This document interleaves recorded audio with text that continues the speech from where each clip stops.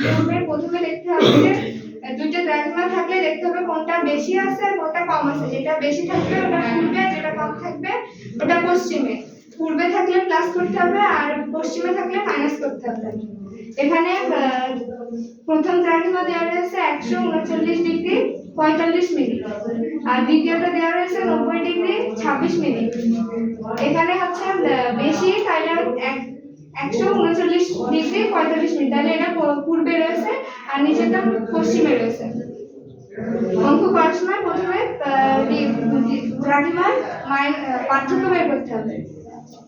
এই যে এখানে পার্থক্য বের করা হয়েছে, তারপর এর ডিগ্রি থেকে প্রথমে মিনিটে নিয়ে আসতে হবে, যেটা মিনিট থাকবে ওটা সেকেন্ডে নিয়ে আসতে হবে। সিস্টেমটা বলেন, ডিগ্রি থেকে মিনিটে নিয়ে আসার সিস্টেম। 1 ডিগ্রিতে 4 মিনিট আর 1 মিনিটে 4 সেকেন্ড। তার জন্য 1 ডিগ্রিতে যেহেতু 4 মিনিট, সেজন্য 49